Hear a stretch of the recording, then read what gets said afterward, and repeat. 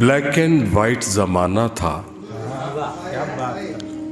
Charlie Chaplin गूंगी film के फीते पर भी बोलता था। ब्लैक एंड वाइट जमाना था।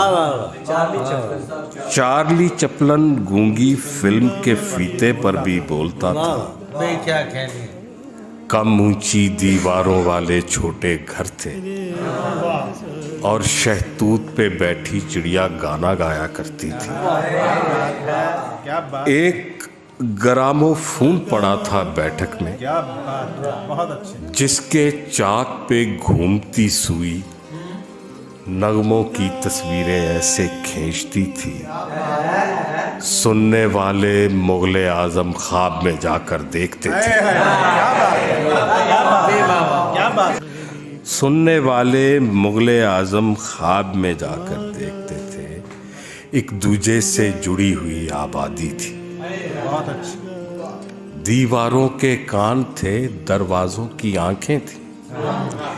एक जरा सी आहट पर टाट के पर्दे पर लहराता साया गुम हो जाता था क्या बात है।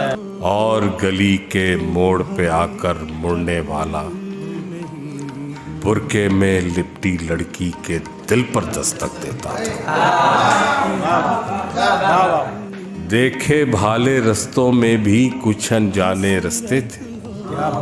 बहुत अच्छी। देखे भाले रस्तों में भी कुछ अनजाने रास्ते थे। कितने ही गुमनाम खतों के खाली सफ़ों पर साहर की खामोश मोहब्बत के चर्चे थे। और इधर मैं खाने में जालिब के पैमाने में, और इधर मैं खाने में जालिब के पैमाने में नाराए मस्ताना था।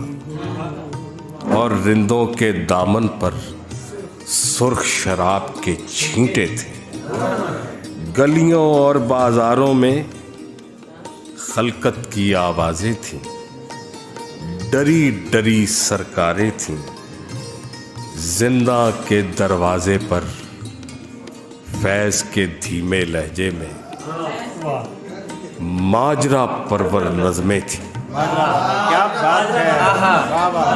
हम जिनके दीवाने थे, दुनिया तेरे सफ़ों पर मंटो के अफसाने थे। क्या कहने, हरे भरे वीराने थे, क्या रंगीन ज़माने थे।